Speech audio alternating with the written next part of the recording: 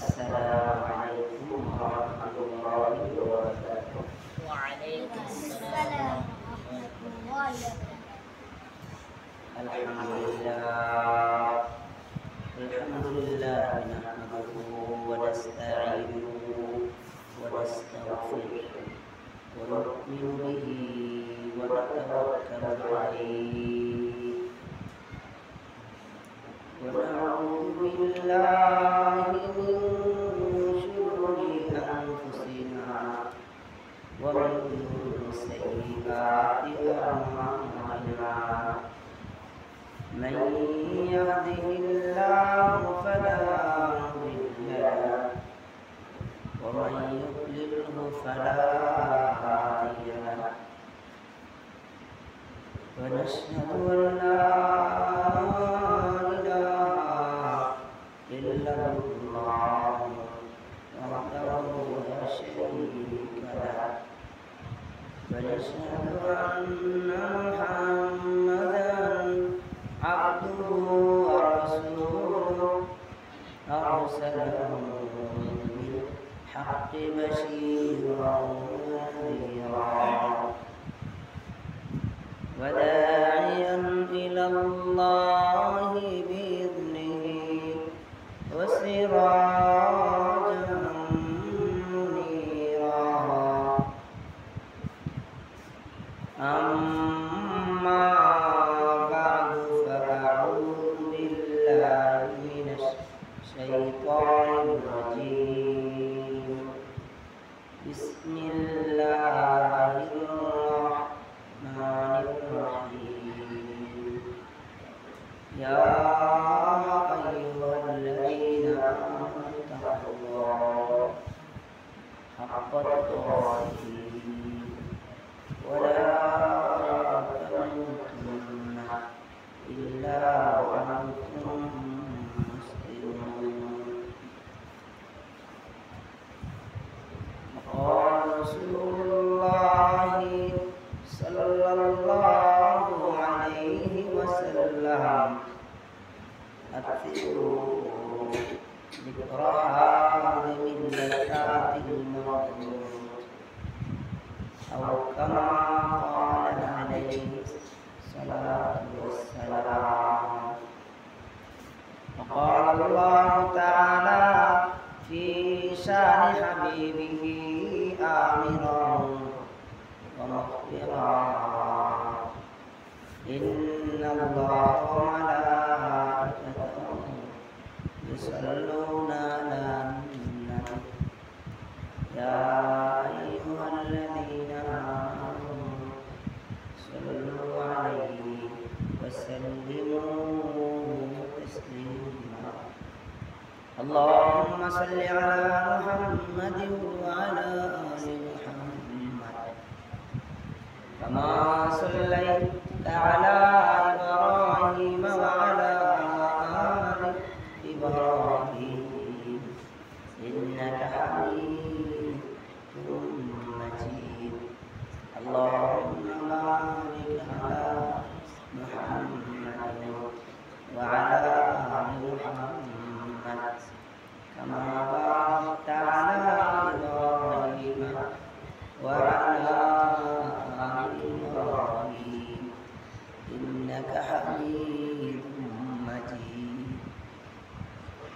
الحمد لله আল্লাহ তাআলার দরবারে অসংখ্য কালিমাত শুকর যে মালিক আমাদেরকে দয়া মায়া করে আল্লাহ তাআলাকে রাজি খুশির লক্ষ্যে আল্লাহর মসজিদে সকলকে আসা বসা কিছু কথাবার্তা বলা শোনা তৌফিক দান করেছেন।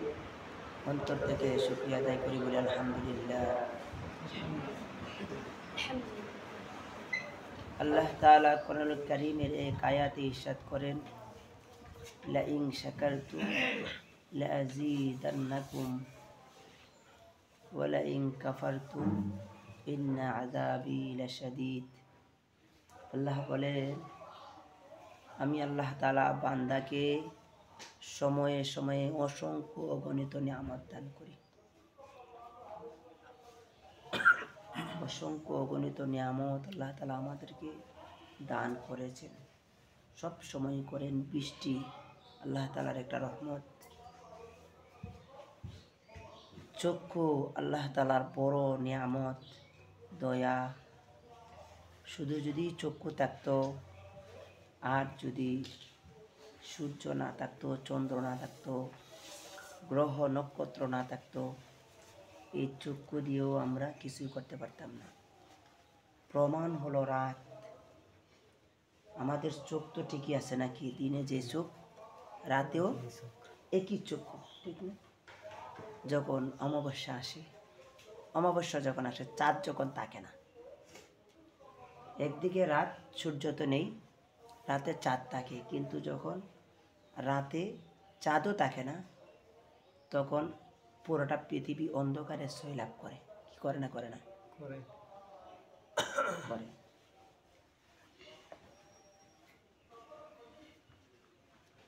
তখন বোঝা যা চাঁদের কি দাম, সূর্যের কি দাম। কি বলেন, ঠিক না? চোখ আছে, চাঁদ নাই, সূরজ নাই, এই পৃথিবী অন্ধকার, অন্ধকার না? আবার চাঁদ আছে, সূরজ আছে, আলো আছে, সব কিছু আছে, চোখ নেই, তাও অন্ধকার। যার চোখ নেই, এখন তারা দেখবে অন্ধকার, কিছু দেখবে না। অন্ধকার মানে কিছু দেখা যায় না, অন্ধকার। অন্ধ যে, সেও কিছু দেখে না। আবার যাদের চোখ আছে, যদি এই আলো না থাকে, চোখ ছাড়াও আরেকটা আলো লাগে, দুইটা আলো এক হইলে দেখা যায়, দুইটা আলো এক না হলে দেখা যাবে। দুনিয়ার আলো আছে, চোখ নাই, অন্ধকার। আবার দুনিয়ার আলো নাই, চোখ আছে, অন্ধকার। এটা আল্লাহ তাআলার বড় নিয়ামত, দুটারই এক করে দিয়েছে। এটা আল্লাহ তাআলার নিয়ামত। আমরা হাঁটতে পারতেছি, চলতে পারতেছি, এগুলো আল্লাহ তাআলার বড় বড় নিয়ামত। কত বড় নিয়ামত, এটা হারানো ছাড়া বোঝা যাবে না। রাসূল করিম সাল্লাল্লাহু আলাইহি ওয়াসাল্লাম এক হাদিসে ইরশাদ করেছেন, সুস্থতা কত বড় নিয়ামত, অসুস্থ হওয়া ছাড়া বোঝা যায় না। বান্দা যখন অসুস্থ হয়, তখনই বুঝতে পারে যে সুস্থতাটা কত বড় নিয়ামত। যখন ঘরে পড়ে যায়, হাঁটতে পারে না, চলতে পারে না, তখন মনে চায় চলতে, হাঁটতে, তখন বোঝা যায়, সেই বুঝে যে আমি সুস্থ যখন ছিলাম তখন কত বড় নিয়ামত ছিলাম। চোখ থাকার পর যখন অন্ধ হয়ে যায়, তখন বান্দা বুঝতে পারে চোখের দাম কত, চোখের মূল্য কত। এমনি প্রত্যেকটা জিনিস আল্লাহ তাআলার কত বড় নিয়ামত, কত বড় নিয়ামত। এগুলি যদি আমরা না হারাই তাহলে বুঝবো না। তো বুদ্ধিমান তো সে যে হারানোর আগে বুঝতে পারে। বুদ্ধিমান সে যে হারানোর আগে এগুলির কদর করে। আমার চোখ আছে, এই চোখ, আমি চোখের হেফাজত করি। আমি আল্লাহ তাআলা যেগুলিকে আদেশ করছেন, আল্লাহ যে চোখ দিয়েছেন, শুকরিয়া দেন। আমি ভালো জিনিসগুলি দেখবো, খারাপ জিনিসগুলি দেখবো। আল্লাহ বলছেন, আমি কোরআন দিয়েছি, বান্দা কোরআন দেখো, বেগানা নারী দেখিও না। আমি যদি চোখ থাকতে চোখের কদর করে কোরআন দেখি, হাদিস দেখি, বেগানা নারী না দেখি, তাহলে আমি চোখের কদর করেছি। আল্লাহ তাআলা আমাদেরকে অসংখ্য অগণিত নিয়ামতের মধ্যে ডুবাইয়া রাখছে। আল্লাহ তাআলা আমাদেরকে মুসলমানের ঘরে জন্ম দিয়েছেন, এটা কত বড় নিয়ামত। একজন বেদিনের ঘরে, ইহুদি, নাসারা, খ্রিস্টানের ঘরে, হিন্দুর ঘরে যে জন্ম হয়েছে, তাকে জিজ্ঞাসা করলে বোঝা যাবে সে কত দূরে আছে ইসলাম। ইচ্ছা করলেই মসজিদে আসতে পারবে না, মনে চাইলেও আসতে পারবে না। কি বলেন, পারবে নাকি? একজন হিন্দুর সন্তান যদি মনে মনে চায় যে আমি নামাজ পড়া দরকার, আমার কাছে নামাজ পড়তে ভালো লাগলেও কি মসজিদে আসতে পারবে? আসতে পারবে? পারবে না, অনেক বাধা আছে, অনেক বাধা আছে। ইচ্ছা করলেই সে ধর্মীয় কোনো আল্লাহ তাআলার বিধান পালন করা তার জন্য এত সহজ, যেটা আমাদের জন্য একেবারে সহজ হয়ে গেছে। কেন? আমরা মুসলমানের ঘরে জন্ম হয়েছি, মুসলমানের ঘরে জন্ম হয়েছে, আমি মুসলমান হয়ে গেছি। মুসলমানের ঘরে জন্ম না হইয়া মুসলমান হওয়া অনেকটাই কঠিন হয়েছে। আল্লাহ মাফ করুক, হয়তো মুসলমানই হইতে পারতাম না, পরিবেশ আমাকে এমন বাধ্য করে ফেলত। এটাকে আল্লাহ তাআলা দয়া নয়, কি আল্লাহ তাআলা দয়া নয়? দয়া। তো আল্লাহ তাআলা যে আমাকে দয়া করছেন, এখন আমার কি করা উচিত? এই নিয়ামতের কদর করা। আমি যে মুসলমানের ঘরে জন্ম হইতে পারছি, আমাকে যে নামাজ পড়া সহজ করে দিয়েছে, আল্লাহর বিধানগুলি মানা সহজ করে দিয়েছে, কোরআন তেলাওয়াত করা, আল্লাহ তাআলার সকল বিধানগুলিকে পালন করা আমার জন্য সহজ করে দিয়েছে, এর শুকরিয়া তার এই হুকুমগুলি পালন করা।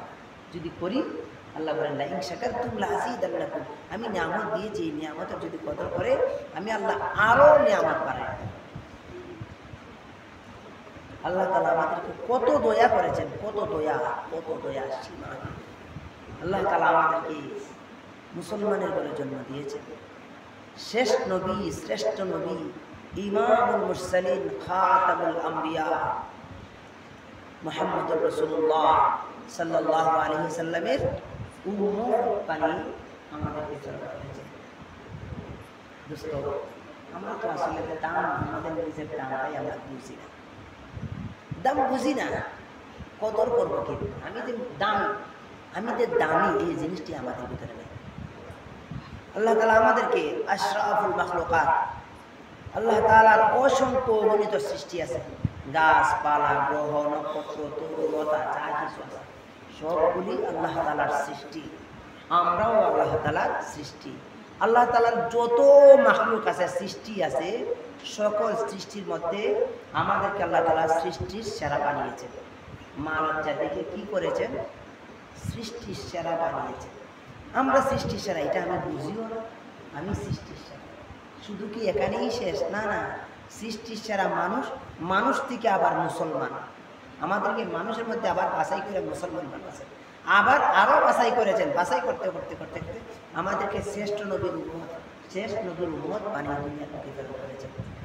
আল্লাহ তাআলা কোরআন কারীমের এক আয়াতে ইরশাদ করেছেন, কুনতুম খায়রা উম্মাতিন উখরিজাত লিন-নাস, ও আমার বান্দারা, তোমরা তো যত মানুষ সৃষ্টি করেছি, মানুষ সৃষ্টির সেরা মানুষদের থেকে আবার আমি তোমাদেরকে বাছাই করেছি। বাছাই করে আমি মালিক তোমাদেরকে নিজে নিয়ে এসেছি বাছাই। কুনতুম খায়রা উম্মাহ উখরিজাত লিন-নাস, তোমাদেরকে বাছাই করে আনা হয়েছে, তোমরা নিজেরাই আসা নাই, শ্রেষ্ঠ হইয়া আসা নাই, বরং তোমাদেরকে শ্রেষ্ঠ বানানোর জন্যে আমি আল্লাহ অসংখ্য অগণিত কোটি মানুষদের থেকে, সকল নবীর উম্মতদের থেকে আমি বাছাই করে আমি তোমাদেরকে নিয়ে এসেছি। এমনি আনছেন না, আমাদেরকে শেষ নবীর উম্মত বানানোর জন্যে আল্লাহ তাআলা আমাদেরকে বাছাই করে আনছেন। শেষ নবী, শ্রেষ্ঠ নবী, দামি উম্মত বানানোর জন্যে আল্লাহ তাআলা আমাদেরকে অসংখ্য অগণিত নবীর মানব জাতির উম্মত থেকে বাছাই করে আমাদেরকে শ্রেষ্ঠ নবীর উম্মত বানাবেন। এই জন্য আল্লাহ বলেন, নিজে বলতেছেন, বান্দা আমি তোমাদেরকে অসংখ্য অগণিত মাখলুক থেকে মানব জাতি বানাইছি, মানব জাতির মধ্যেও আবার সকল মানব জাতি থেকে তোমাদেরকে বাছাই করেছি। কি বলেন? এতগুলি বাছাইয়ের পরে আমরা কি দামি না? রাসূল করিম সাল্লাল্লাহু আলাইহি ওয়াসাল্লাম বলেন, উম্মতের কত দাম, মুহাম্মদ রাসূল সাল্লাল্লাহু আলাইহি ওয়াসাল্লামের উম্মতের কত দাম। রাসূল বলেন, জান্নাতে কোনো নবীর উম্মত জান্নাতে যাইতে পারবে না যতক্ষণ পর্যন্ত মুহাম্মদ রাসূল সাল্লাল্লাহু আলাইহি ওয়াসাল্লামের উম্মত জান্নাতে প্রবেশ না করে। এটা কি সকল নবীর উম্মতের চেয়ে? এটা আমাদের নবী মুহাম্মদ রাসূল সাল্লাল্লাহু আলাইহি ওয়াসাল্লামের উম্মতের শান মান নয়। এই মানটা তো আমরা বুঝি। নিজে যদি কেউ নিজের মান না বোঝে, মানুষ আরেকজনে দিবে। একজন চেয়ারম্যান হওয়ার পরে যদি চেয়ারম্যানের মূল্য নিজে না বোঝে, স্বাভাবিক সাধারণভাবে চলাফেরা করে, তাহলে তার কদর থাকবে না, বরং চেয়ারম্যানের মতোই তাকে চলতে হবে। যখন মানুষ তাকে দেখে সালাম করবে, তাকে সম্মান করবে। কি বলেন ঠিক? তো আমি দামি, আমি যখন নিজেকে দামি মনে করব, তখনই প্রকৃতপক্ষে আমার হক আদায় হবে। আমরা শ্রেষ্ঠ, আমাদেরকে আল্লাহ তাআলা বাছাই করে নিয়ে এসেছেন। কেন এনেছেন? এখন আমাদের কাজটা কি? এই জিনিসগুলি বোঝা একজন মুসলমানের জন্য জরুরি। আল্লাহ তাআলা এই কথাটুকুই বলেছেন, লাইন শাকারতুম লাযীদান্নাকুম, আমি আল্লাহ বান্দা তোমাকে অসংখ্য অগণিত নিয়ামত দান করলাম, এই নিয়ামত পাওয়ার পরে নিয়ামতের কদর যদি করো, তাহলে আমি আল্লাহ তোমাকে নিয়ামত আরো বাড়াইয়া দেব। তো নিয়ামত কতগুলি বললাম, তো সীমাহীন নিয়ামত। এই যে হাত নাড়াচাড়া করতে পারতেছে, যদি না পারতাম অবশ হয়ে যায়। হাত নাড়াচাড়া করতে পারে না, ধরতে পারে না, কি বলে? এটা নিয়ামত। চোখ দিয়ে দেখতেছি, কিছু করলে আবার অটোমেটিকলি চোখ বন্ধ হয়ে যেতেছে, যাতে না চলতে পারে। এগুলি আল্লাহ তাআলার নিয়ামত। কথা বলতেছি, এগুলি আল্লাহ তাআলার নিয়ামত। মুসলমানের ঘরে জন্ম দিয়েছে আল্লাহ তাআলার নিয়ামত।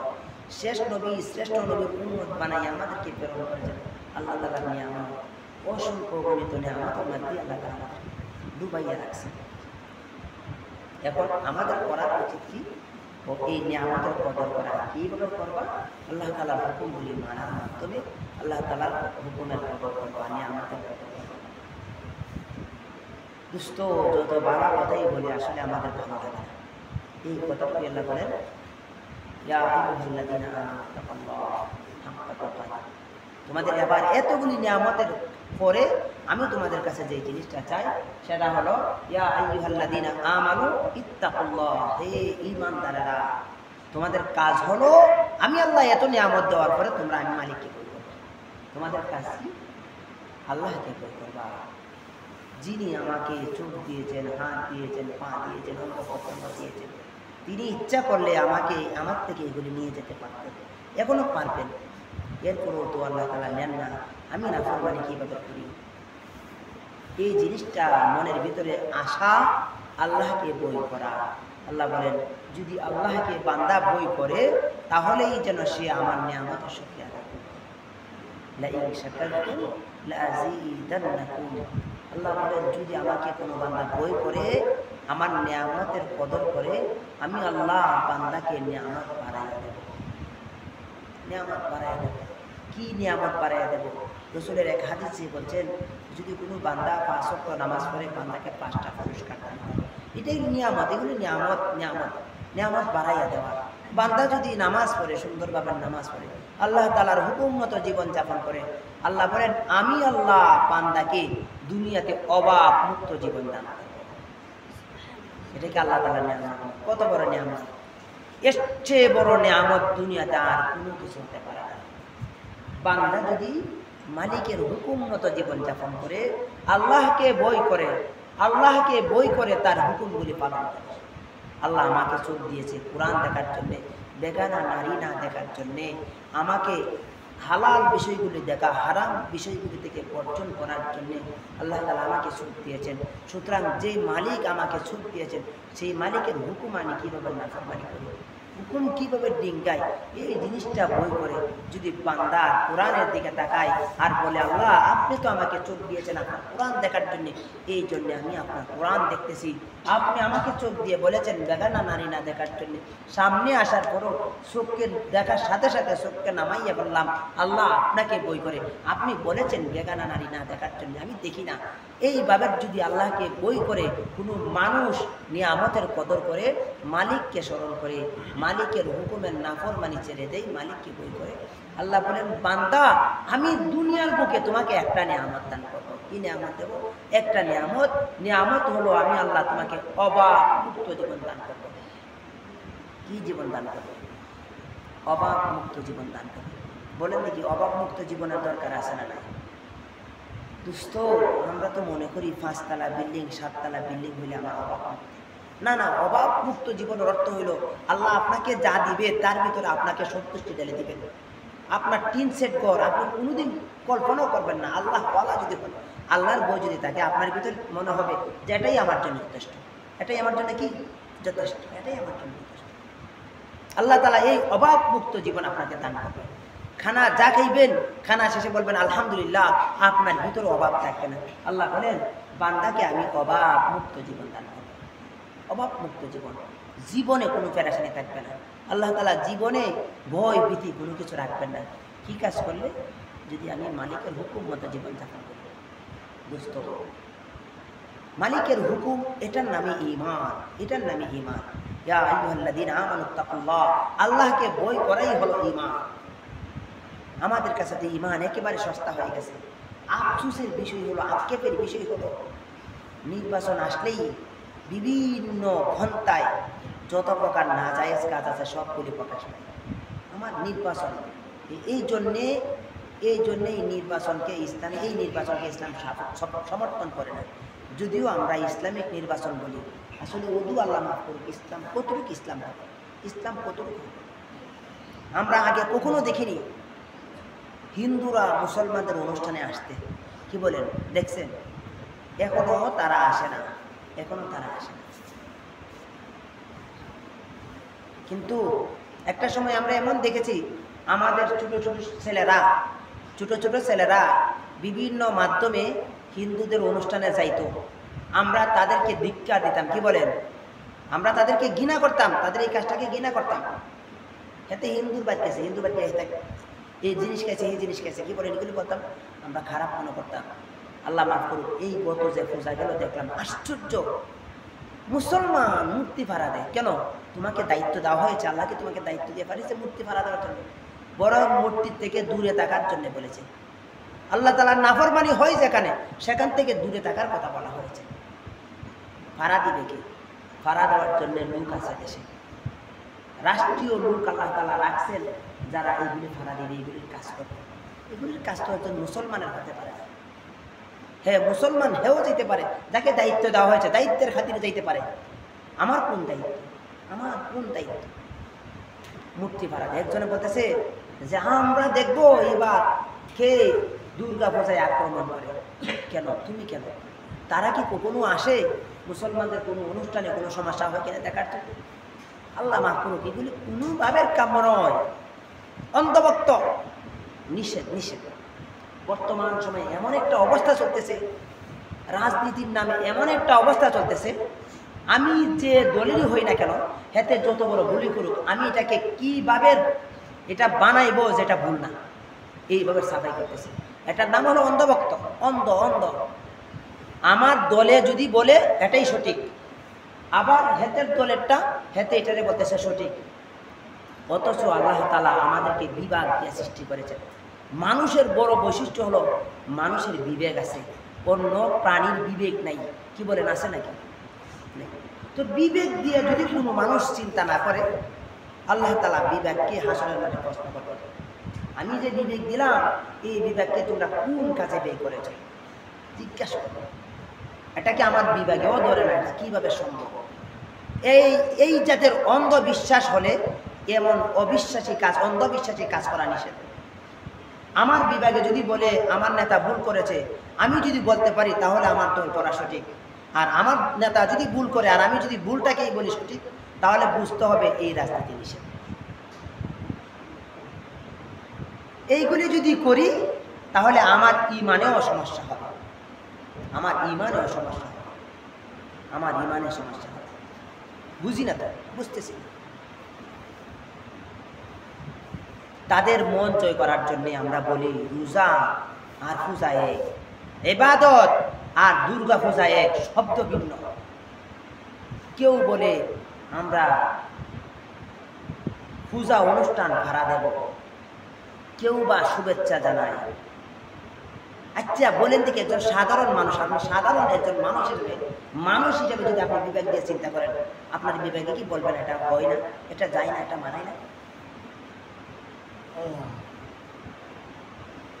ইমান কি এত সস্তা যে ইমানে আপনাকে দুনিয়াতে আল্লাহ তাআলা সফলতা দান করবেন? আল্লাহ বলছেন যদি কোনো মানুষ ইমান এবং আমলের সাথে জীবনযাপন করে, কোনো মানুষ যদি আল্লাহকে রব হিসাবে মানে, নবীকে মুহাম্মদ রাসূলকে শ্রেষ্ঠ নবী হিসাবে মানে এবং আল্লাহ তাআলার বিধানগুলি পালন করে, ইমান এবং ওয়ামিলুস সালিহাত, যারা ইমানের সাথে নেক কাজ করবে, আল্লাহ বলছেন আমি তাদেরকে অভাব মুক্ত জীবন দান করব। এটাও কি ধরে না আছে? এটার নাম কিভাবে ইমান?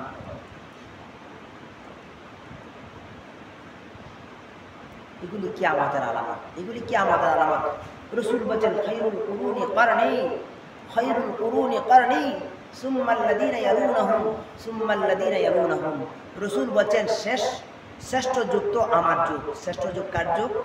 খায়রুল কুরুনি কারনি।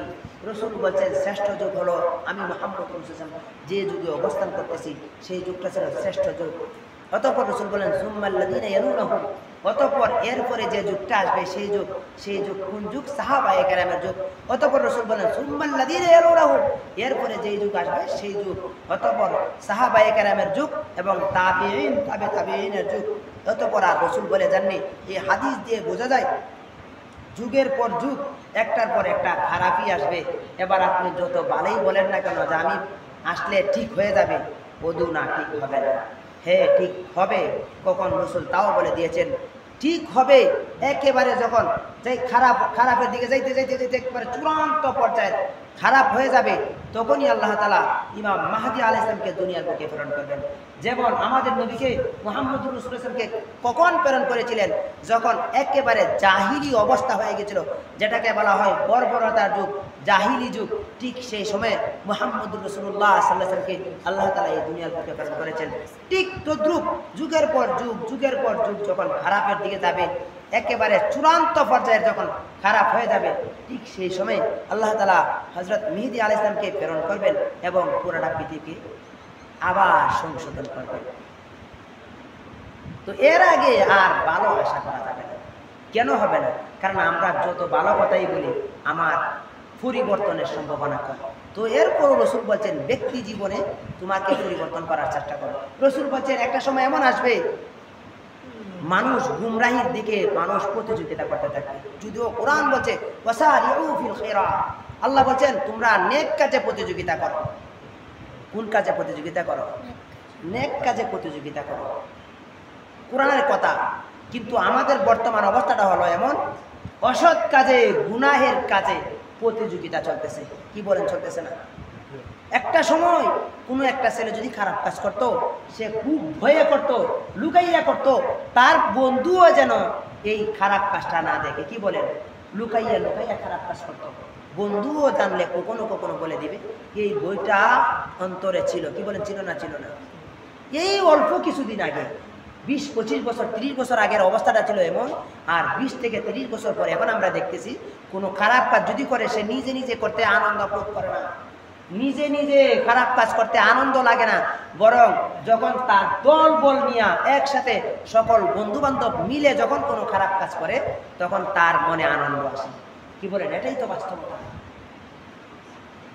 তো এই অবস্থা দিয়ে স্পষ্ট বোঝা যায় মানুষ প্রতিযোগিতা করতেছে গুনাহের দিকে, মানুষ প্রতিযোগিতা চলতেছে গুনাহের দিকে।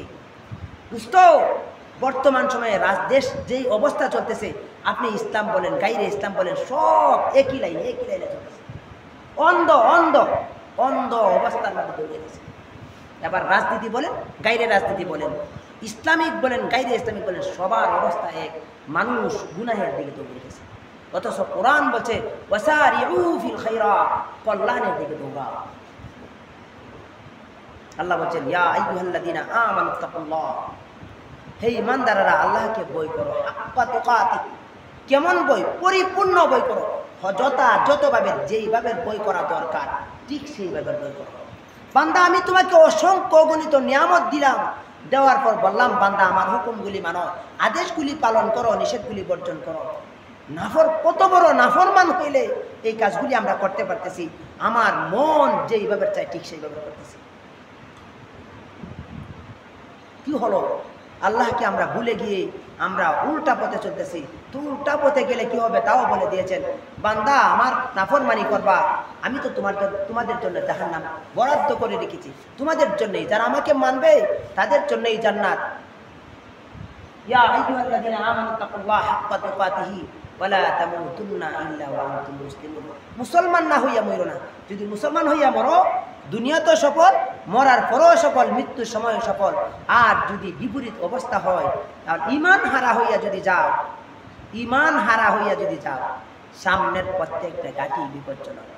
আল্লাহ তো আমাদেরকে অনেক অত্যাধিক ভালোবাসেন, অধিক ভালোবাসেন। আল্লাহ তাআলা আমাদেরকে অধিক ভালোবাসেন, যেই কারণে আল্লাহ তাআলা জায়গা বলে দিয়েছেন, বান্দা এই কাজ করো না, বান্দা এটা করো না, বান্দা এই ভুল করিও না, বান্দা এমন কাজ করিও না, নাফরমানি করিও না, জিনা করিও না, ব্যভিচার করিও না, চুরি করিও না। বারবার কেন বলেন? বান্দাকে জায়গা স্মরণ করেন কেন? যেন আমরা গুনাহমুক্ত জীবনযাপন করতে পারি, যেন আল্লাহকে যথাযথ ভয় করতে পারি। আল্লাহ তাআলা আমাকে এত নিয়ামত দিয়েছেন, এরপরে বলেছেন বান্দা আমার হুকুম মানে। আমি যদি একটু চিন্তা করি, আল্লাহ তাআলা তো আসলে এত নিয়ামত দিয়েছেন, আমি কিভাবে মালিকের নাফরমানি করি? এই জিনিসটা যদি চিন্তা করি, তাহলে অবশ্যই আমি পারি গুনাহ থেকে বেঁচে থাকতে। কিন্তু না, আমরা তো প্রতিযোগিতা করতেছি গুনার থেকে। এইভাবে যদি আমাদের জীবন চলতে থাকে, তাহলে তো আমাকে ডাইরেক্ট জাহান্নামে যেতে হবে। রাসূল করিম সাল্লাল্লাহু আলাইহি ওয়াসাল্লাম ইরশাদ করেছেন, আল্লাহ তাআলা জান্নাত বানানোর পর জিবরাইল আমিনকে জান্নাত দেখার জন্য পাঠাইলেন। জান্নাত দেখলেন এবং আসলেন। আল্লাহ বললেন, জিব্রাইল বলো দেখি জান্নাতের অবস্থাটা কেমন? জান্নাত দেখে বললেন, আল্লাহ জান্নাত এত সুন্দর মনোরম দৃশ্য, যেই জায়গা মানুষ কেউ চাইবে না জান্নাতে না যেতে, সবাই তো চাইবে জান্নাতে চলে যেতে, সবাই চাইবে জান্নাতে চলে যেতে। তখন আবার জিব্রাইল আমিনকে পাঠাইলেন, বললেন যাও গিয়ে দেখো কোন কোন কাজ করলে বান্দা জান্নাতে যাবে, ওই কাজগুলি বান্দা করবে কিনা দেখে আসো। যাবে, দেখে আসবে, বলবে এই কাজগুলি তো করা অনেক কঠিন। মানে মানুষ এমন একটা অবস্থায় খুঁজবে, মানুষ ইচ্ছা করার সত্ত্বেও মানুষ ওই কাজে যাবে না, জান্নাত চাইবে তারপরে জান্নাতের কাজগুলি করবে না। তখন ঘুরে আসলেন, বললেন আল্লাহ যেই কাজ করলে বান্দা জান্নাতে যাইবে এই কাজগুলি তো মানুষ করবে না, আমি তো দেখতেছি মানুষ জান্নাতের দিকে যাইবে না, এই কাজগুলি করে জান্নাতে যাইতে চাইবে না। অতঃপর বললো এবার যাও জাহান্নাম দেখে আসো, জাহান্নামের দাও দাও আগুন দেখবে। অতঃপর আসবেন, বলবেন কি অবস্থা দেখলাম আল্লাহ, যে অবস্থা দেখলাম আমার তো মনে হয় না কোনো মানুষ জাহান্নামে যেতে চাইবে। অতঃপর আবার বলবেন যাও গিয়ে দেখে আসো কোন কোন কাজ করলে বান্দা জাহান্নামে যাবে, ওই কাজগুলি বান্দা করবে কিনা দেখে আসো। দেখে আসবে, বলবে আল্লাহ জাহান্নাম তো এমনভাবে ডাকা, মায়া দিয়ে ডাকা, মানুষের খাহেসাত দিয়া জান্নাতকে ডেকে রাখা হয়েছে, জাহান্নামকে ডেকে রাখা হয়েছে, মানুষ এদিকে যাবে আর জাহান্নামে চলে যাবে। অবস্থাটা এমন, মানুষ সবাই আমার তো বই হইতেছে, মানুষ সবাই মায়া আর মহব্বত আর সৌন্দর্যের দিকে মানুষ দাবিতে হবে এবং জাহান্নামের দিকে চলে যাবে। তো আমাদের অবস্থাটা তো এমনই হইতেছে। এই অবস্থা থেকে বাঁচার জন্যেই আল্লাহ তাআলা যুগে যুগে নবী রাসূল প্রেরণ করেছেন, মানুষ যেন দুনিয়ার মোহে দুনিয়ার মায়া চাকচিক্যই পড়ে যেন মানুষ সুজা জাহান্নামে না চলে যায়। আল্লাহ তাআলা এই জন্যেই তো যুগে যুগে আল্লাহ তাআলা নবী রাসূল প্রেরণ করেছেন এবং তাদেরকে রাস্তা দেখানোর জন্য যুগে যুগে কিতাব দিয়েছেন, আমাদের নবীকে নবী এবং রাসূল হিসেবে প্রেরণ করেছেন এবং শ্রেষ্ঠ কিতাব আল কোরআন দিয়েছেন। অথচ ইমাম আবু হানিফা রাহিমাহুল্লাহ বলেন, আল্লাহ তাআলা যদি নবী রাসূল প্রেরণ নাও করতেন, আল্লাহ তাআলা যদি কোনো কিতাব নাও দিতেন, আল্লাহ তাআলা মানব জাতিকে যে বিভাগ দিয়েছেন সেই বিভাগ দিয়া সত্য এবং মিথ্যাকে যাচাই করা উচিত এবং সত্যকে গ্রহণ করা এবং মিথ্যাকে বর্জন করা উচিত। যেই মেধা আল্লাহ তাআলা দিয়েছেন এটা অবশ্যই সম্ভব। তারপরেও তো আল্লাহ তাআলা দয়া করে যুগে যুগে নবী রাসূল প্রেরণ করেছেন। এরপরেও যদি আমরা জাহান্নামে যাই, এর চেয়ে বড় হতভাগা কি হইতে পারে? আল্লাহ তাআলা আমাদের সকলকে এই আয়াতকে ভিতর মন দিয়ে উপলব্ধি করার তৌফিক দান করুন। আল্লাহ বলেন, ইয়া আইয়ুহাল্লাযীনা আমানু তাকুল্লাহ, হে ঈমানদাররা তোমরা আল্লাহকে ভয় করো। কেমন ভয় করবা? আল্লাহ বলেন হাক্কা তুকাতিহি, যথাযথভাবে ভয় করো। প্রত্যেকটা নিয়ামতের দিকে তাকাও এবং নিয়ামত হিসাবে ওই নিয়ামত পাওয়ার পরে কি করা উচিত ওই জিনিসটা চিন্তা করো এবং তার হুকুমগুলি মানো। প্রত্যেকটা নিয়ামত চাও এবং দেখো এবং চিন্তা করো ওই নিয়ামত দেওয়ার পরে আমার কি করা উচিত। এই জিনিসটা যদি আমরা চিন্তা করি তাহলে অবশ্যই আমাদের মনে আসবে অবশ্যই আমাদেরকে মালিকের হুকুমগুলি মানা দরকার। আল্লাহ তাআলা আমাদের সকলকে কথাগুলি বোঝার, আল্লাহ তাআলা নিয়ামতগুলিকে স্মরণ করে আল্লাহ তাআলার হুকুমগুলি পালন করার তৌফিক দান করুন। আমিন। ওয়া আখিরু দাওয়ানা আলহামদুলিল্লাহি রাব্বিল আলামিন।